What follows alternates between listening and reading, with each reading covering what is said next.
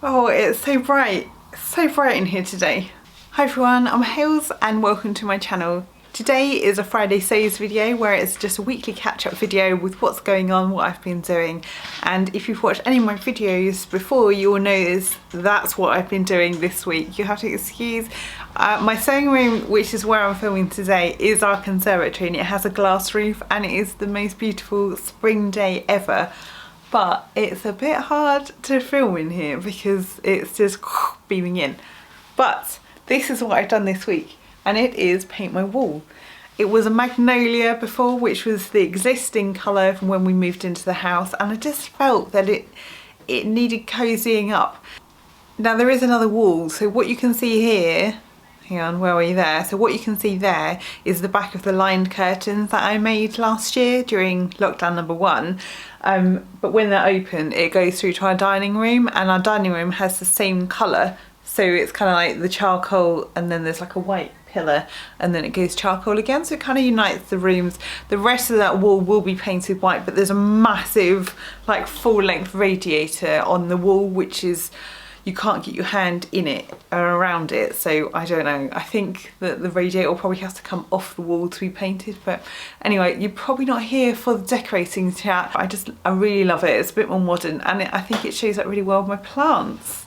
And if anyone thinks I'm a good gardener, I'm not. These are mainly succulents, so they just suck up all the water, and I get most of them from Lidl, which they do really good prices on. Son is currently in the dining room doing a French test online, so this video may be edited to kind of like chop and change the bits where you can hear him, but I just wanted to get this filmed today when hopefully it wasn't too bright, so then I can get it actually uploaded on a Friday. But I think it's all afternoon it's going to be like this.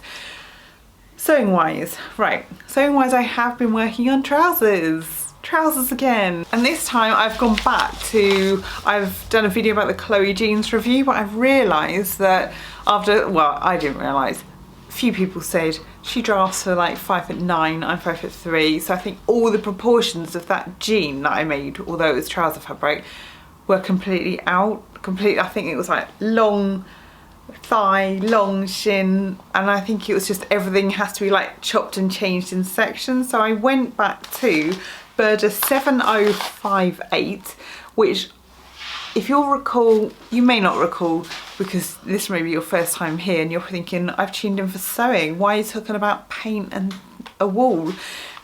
One of my previous videos about trouser fitting, I made a very quick mock-up of these, but I didn't have enough fabric to make them full length, so they're like a cut-off, they look like pirate shorts basically because they finished just below my knee. But I wanted to see what kind of fit I got from them, and it wasn't too bad because this is a petite pattern, so the proportions are more in line with what I am.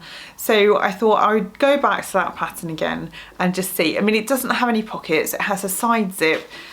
I prefer a front zip and some pockets and to have a belt. So what I'm going to change for now is, so I made a mock-up which I put on my Instagram stories. Now the adjustment I made, because I found before, my problem with trousers is that there's too much excess at the back of the leg, and I tried all sorts of things, scooping out, adding, slimming down, all sorts of things. But I did mention, I think last week, was it week before, that I had a FaceTime with one of my viewers, and it was Shirley, and she has a sewing channel that she started up. I think there's only about one video on there, so I will link her channel down below. But she mentioned, and I think it's So Fabricate, I will double check and I will put on screen the name of her channel because I can't quite remember off the top of my head, but she suggested where the excess I was having at the back of the leg, what I needed to do, because also it was kind of giving me a bit of a wedgie at the back, was where this where this curves here, she said rather than adding length here, she said you need to add length here so it kind of like drops the trouser down rather than adding for like fuller thighs or anything like that. She said that was just gonna, if I add here, she said that's just gonna add more fabric between my legs, and that isn't where I need it. I need it at the base of my bum. So I've put a wedge in here, so I've slashed it, the pattern, and I've added an inch, and then I've graded to nothing at the other side, so nothing's been added here, but I've added an inch in here, and it has dropped the fabric down. and I found that the fit is so much better. I mean, it's quite the pattern was quite good anyway because it's quite a basic pattern, but I do feel that it's not like pulling up in wedgie kind of thing. It's sitting down more, and although I still have some lines on the back of my leg, I think this is probably as good as it's gonna get, and I probably could get a slightly better fit, but I can't be bothered. I've had it up to here with trousers. So for these ones, and I was actually having a tidy out of my drawers. Sorry, I'm just gonna put my tracing paper down.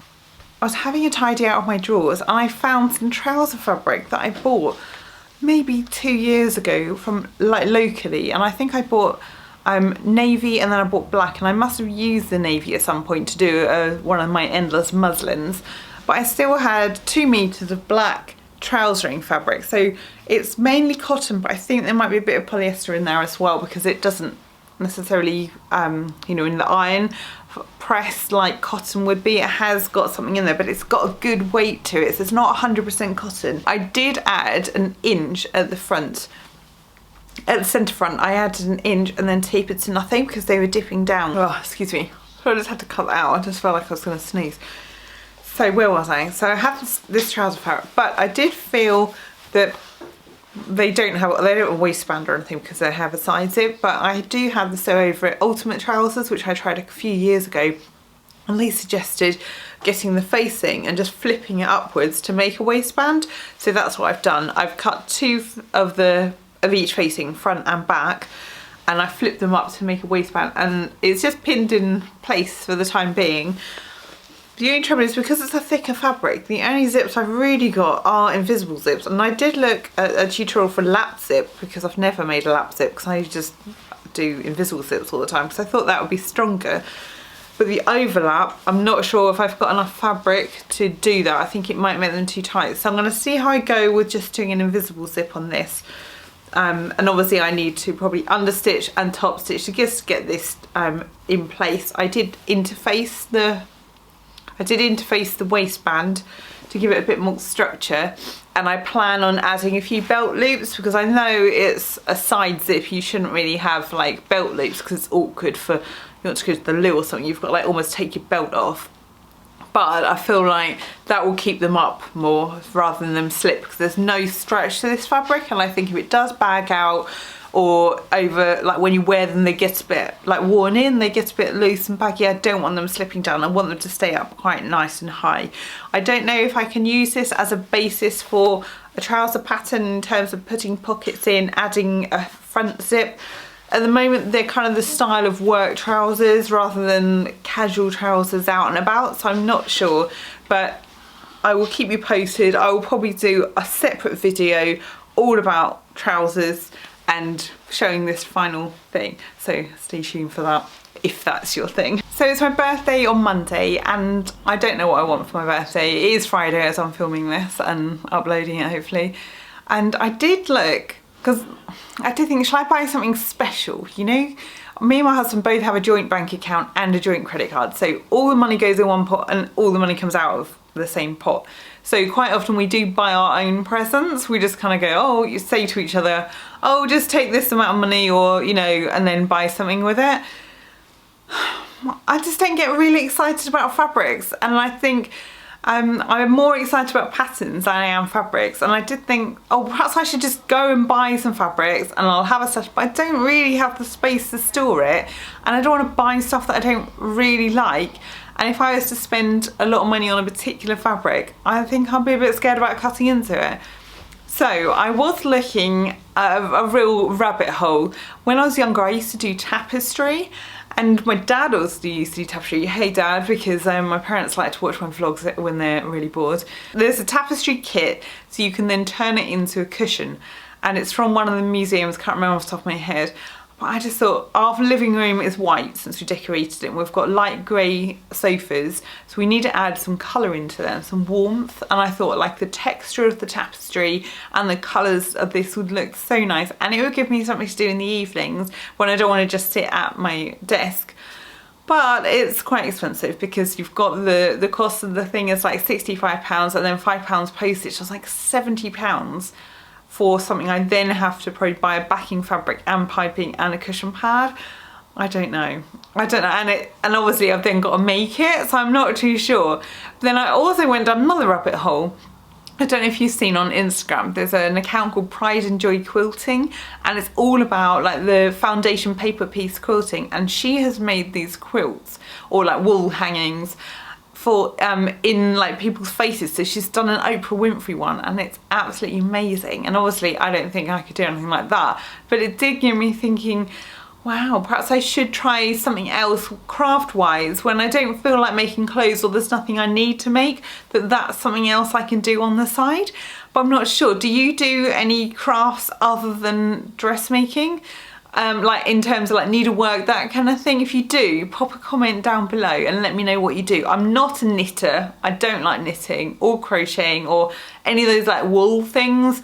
That's not my thing. I've tried it hurts my fingers, I'm slow, and I like the speed of doing things. We'll see, I'll keep you posted. I'm back to work in a week's time. Schools are definitely opening on the 8th of March over here. So my 2 kids are back to their schools and I will be back at school as well. So we'll see how it works out with Friday Sews, whether I have to film on a Thursday evening and get that ready, scheduled for Friday, or I whiz home in my lunch hour before my afternoon school run and I can somehow edit or do something then. So hopefully next week there will be a Friday Sews.